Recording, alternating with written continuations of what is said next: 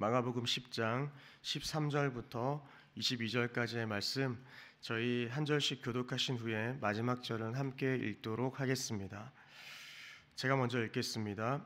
사람들이 예수께서 만져주심을 바라고 어린 아이들을 데리고 오매 제자들이 꾸짖거늘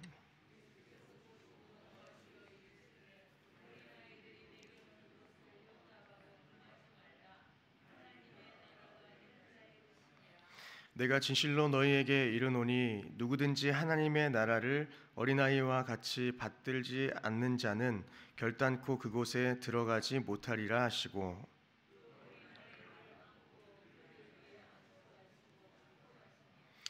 예수께서 길에 나가실새 한 사람이 달려와서 꿇어 앉아 묻자오되 선한 선생님이여 내가 무엇을 하여야 영생을 얻으리이까?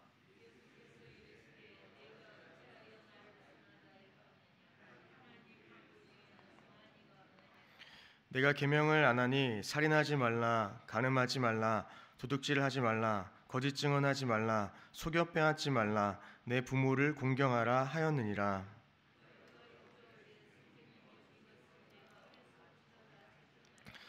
예수께서 그를 보시고 사랑하사 이르시되 내게 아직도 한 가지 부족한 것이 있으니 가서 내게 있는 것을 다 팔아 가난한 자들에게 주라. 그리하면 하늘에서 보화가 내게 있으리라. 그리고 와서 나를 따르라 하시니 그 사람은 많은 고로 이 말씀으로 인하여 슬픈 기색을 띠고 근심하며 가니라. 아멘. 네, 하나님의 나라는 누가 들어갈 수 있습니까? 이것은 오늘 본문에서 중요한 질문입니다.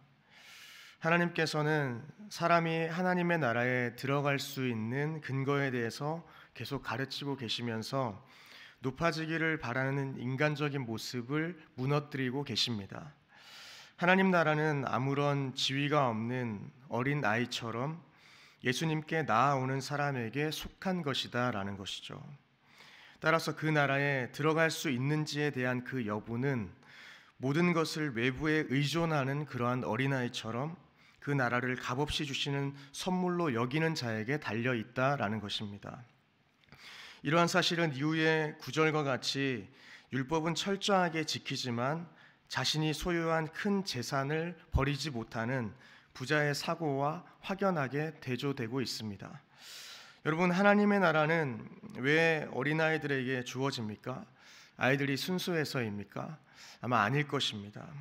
하나님의 나라와 순수한 것은 전혀 관계가 없습니다. 그것은 이들이 순수해서가 아니라 이들이 하나님께 아무것도 가져올 곳이 없고 주님의 은혜를 전적으로 의존해야만 하는 존재이기 때문에 어린아이와 같은 믿음이 필요한 것입니다. 그래서 15절에서는 이렇게 기록합니다. 내가 진실로 너희에게 이르노니 누구든지 하나님의 나라를 어린아이와 같이 받들지 않는 자는 결단코 그곳에 들어가지 못하리라 하시고, 예수님은 사람들이 어린아이처럼 당신을 신뢰하며 자신을 믿어야 한다고 말씀하십니다.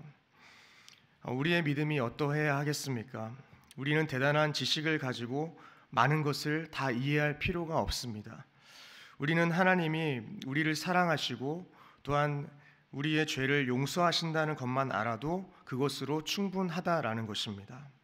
물론 이것은 우리의 믿음이 유치하다거나 미성숙해야 한다는 뜻은 아닙니다. 어린아이처럼 우리의 믿음이 단순하고 순수하게 하나님만 신뢰해야 한다라는 것을 잘 가르치는 것입니다. 여러분, 어린아이는 자신이 아주 강하다고 생각하지 않습니다. 또 자신이 완전히 의롭다고 여기지 않습니다. 항상 자신이 부족하다고 여겨서 부모님을 의존하는 것처럼 우리의 삶이 내 삶이 부족하고 연약하여 내가 주님만 따르겠다라고 나아가야 한다라는 것을 우리는 알 수 있습니다. 우리의 신앙이 이래야 하지 않겠습니까? 나는 못해, 주님이 필요해. 우리의 삶을 전적으로 주님께 맡기는 삶이 오늘 하루 이 아침부터 시작되기를 간절히 소망합니다. 오늘 본문 17절과 31절은 세상이 보기에 아무것도 가진 것이 없고 지위가 없이 철저하게 다른 사람을 의지해야만 했던 그 어린아이와 대조되는 한 인물이 등장하고 있습니다. 마가는 부유하고 계명을 철저히 지키며 사는 한 사람을 서술합니다. 이 부유한 젊은 사람은 어린아이 같은 신뢰와는 정반대로 자신의 재물과 자신의 의를 의존하며 영생을 얻으려고 하고 있습니다. 먼저 자기 의입니다. 20절을 보시면 그가 여짜오되 선생이여 이것은 내가 어려서부터 다 지켰나이다. 이 부유한 젊은이는 이 살인하지 말라, 간음하지 말라, 내 부모를 공경하라 이러한 계명들을 어려서부터 자신은 철저하게 잘 지켜왔다고 이야기하고 있습니다. 근데 이것이 바로 자기의입니다. 이 부자 청년을 인간적인 관점으로 보면 사실 그 말이 맞는 것처럼 여겨지기도 합니다. 유대인 소년은 보통 13세부터 계명에 순종할 책임을 지기 때문에 그 시기부터 계명을 잘 지켜왔다는 것은 아마 맞는 말일 것입니다. 그러나 인간의 상태를 하나님의 의의 관점에서 우리가 비추어 본다면 인간의 의는 하나님을 향한 인간의 근본적인 적의를 숨기는 얕은 가면에 불과한 것입니다. 로마서 3장 21절은 이렇게 기록하고 있습니다. 이제는 율법 외에 한 의가 나타났으니 율법과 선지자들에게 증거를 받은 것이라 라는 것입니다. 이와 같이 우리는 주님 앞에서 의로울 수가 없고 의로운 분은 예수 그리스도 한 분임을 드러내고 있는 것입니다. 다메섹 도상에서 그리스도를 만나기 전에 바울은 유대인이면서 바리새인으로서 예루살렘 성 밖에까지 그의 이름이 알려질 정도로 그리스도인을 핍박하던 그러한 자였습니다. 또한 바울은 율법을 온전히 지켜서 다른 사람이 볼 때에도 흠이 없는 자로 여겨졌습니다. 바울은 구원이 단지 예수의 은혜로 주어지는 것임을 깨달았을 때 과거의 구원을 얻을 조건이 되리라 생각했던 그러한 외적인 모든 요소들을 배설물로 여기고 버렸던 자입니다. 그는 그리스도를 얻었기 때문에 그가 귀중하게 여겼던 모든 것을 배설물로 여길 수 있었던 것입니다. 그러니 우리 모두는 나의 의로움을 오늘 하루 배설물로 여기시고 또 주님의 의로우심을 의지하면서 주님만 의지하는 그 신앙의 자세를 견지하시기를 간절히 소망합니다. 그리고 청년은 21절과 같이 자신의 의를 의지하고 두 번째로 재물을 의지하였음을 보게 됩니다. 21절을 보시면 예수께서 그를 보시고 사랑하사 이르시되 내게 아직도 한 가지 부족한 것이 있으니 가서 내게 있는 것을 다 팔아 가난한 자들에게 주라. 그리하면 하늘에서 보화가 내게 있으리라.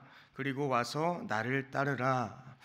네, 이 말씀은 그리스도의 제자들에게 누구나 자신이 가진 것을 다 팔아야 한다는 뜻이 아니라 마음을 하나님 앞에 두고 모든 재물을 하나님께 맡기며 청지기와 같이 재물을 잘 다루어야 한다는 것을 보여주고 있습니다. 하나님을 대신하여 재물을 숭배하고 재물을 주님보다 의지하는 자는 하나님의 나라에 들어갈 수 없음을 보여주는 것이죠. 이전과 같이 어린아이와 같이 주님을 의존하고 신뢰하며 우리의 구원의 문제와 또한 우리의 삶의 문제를 오직 주님께 맡기는, 또한 나 혼자 아무것도 할 수 없다고 고백하는 자들에게 그 믿음 위에 하나님의 나라가 주어지는 줄 믿습니다. 22절을 보시면 부자는 재물이 많은 고로 슬픈 기색을 띠고 근심하며 떠났다라고 기록합니다. 부자 청년은 예수님을 따르기 위해서 포기해야 할 것을 포기하지 못했다라는 것입니다. 여러분, 이 말씀과 같이 우리들도 주님을 따르기 위해서 포기해야 할 것을 내려놓지 못한 것이 있진 않은지 오늘 하루 생각해보는 은혜가 있기를 소망합니다. 재정은 우리 모두에게 어떤 의미입니까? 예수님은 이 사람이 모든 소유를 팔아 다른 사람을 섬기는 데 사용하기를 바라셨습니다. 그러나 부자는 재물을 버리지 못했고 그로 인해서 주님을 따르지 못했습니다. 저희들도 동일합니다.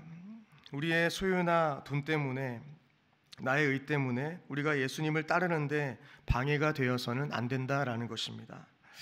우리는 예수님을 온전히 섬기지 못하게 가로막는 모든 방해물을 제거해야 합니다. 그런데 예수님께서는 부자 청년이 자신을 따르지 않으리라는 것을 알면서도 그를 진정으로 사랑하셨다는 것은 정말 큰 은혜입니다. 21절을 보시면 예수께서 그를 보시고 사랑하셔서 이르셨다 이렇게 이야기합니다. 예수님은 그를 사랑하셔서 말씀하신 것입니다.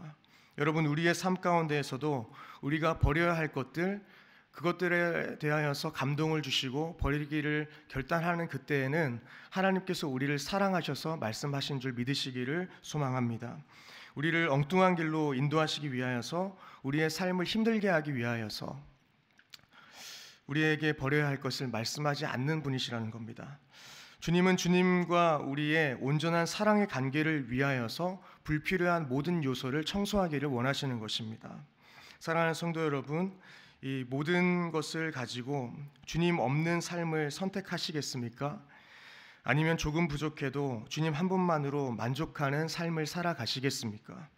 원하기는 주님 한 분만으로 만족하며 주님을 가진 것을, 모든 것을 가진 것으로 여기고 살아가는 우리의 삶이 되기를 간절히 소망합니다. 우리 안에 많은 허전함들, 또 공허함들이 있으십니까? 그곳은 주님으로 채우라고 비워둔 공간임을 믿습니다. 원하기는 오늘 하루 주님을 따르는 데 있어서 불필요한 모든 것들, 특별히 오늘 본문에서 이야기하는 자기의와 또한 재물들을 다 버리고 어린아이와 같은 모습으로 오직 주님만 필요합니다, 주님만 의존합니다라고 믿음으로 고백하며 하루를 살아가는 저와 여러분들의 삶 되기를 주님의 이름으로 축원드립니다. 기도하시겠습니다.